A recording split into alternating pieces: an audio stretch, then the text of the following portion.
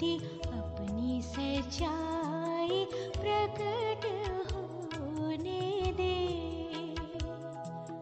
अपनी ज्योति अपनी सच्चाई प्रकट होने दे।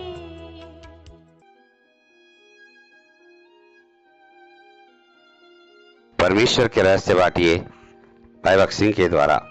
अप्रैल 11। परमेश्वर की महिमा के रहस्य। बालक शमूएल परमेश्वर के सामने सेवा करता था। पहला शमूएल 2 अध्याय 18 पद। बालक शमूएल परमेश्वर के सामने बढ़ता रहा। पहला शमूएल 2 अध्याय 21 पद। परमेश्वर के सेवक होते हुए हमें यह पता लगाना चाहिए कि आज परमेश्वर की क्या जरूरत है, भारत में परमेश्वर की क्या जरूरत है, उत्तर भारत में या दक्षिण भारत में परमेश्वर की, अफ्रीका में, यूरोप में और अमेरिका में क्या जरूरत है। हमें प्रार्थना द्वारा यह पता लगाना चाहिए। मेरा मानना है कि हन्ना से हम यह सीखते हैं कि प्रार्थना कैसे करते हैं। हालांकि हन्ना की प्रार्थना उपवास, आंसुओं और विश्वास के साथ की गई थी। हालांकि वह एक ईमानदार व भक्त स्त्री थी, फिर भी परमेश्वर ने उसकी प्रार्थना नहीं सुनी थी। उसने तब तक इंतजार किया जब तक वह उसकी जरूरत को नहीं समझ गई थी। परमेश्वर का काम करने का अपना एक तरीका है।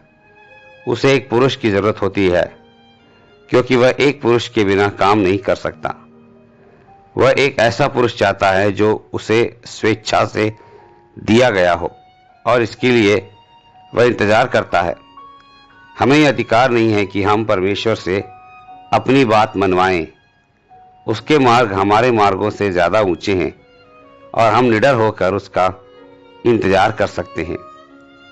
हन्ना के मामले में परमेश्वर का क्या उद्देश्य था? परमेश्वर बड़े धीरज से इंतजार करता रहा था और हन्ना को अपनी सहकर्मी के रूप में चुनने से वह प्रसन्न था। उसने हन्ना के जीवन में बांझपन की अनुमति दी कि वह परमेश्वर की सच्ची सहकर्मी बन सके। हन्ना को यह कितना बड़ा सम्मान दिया गया था।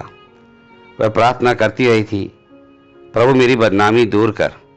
और परमेश्वर कह रहा था, हन्ना मेरी जरूरत का क्या होगा, मेरा नाम भी बदनाम हो रहा है।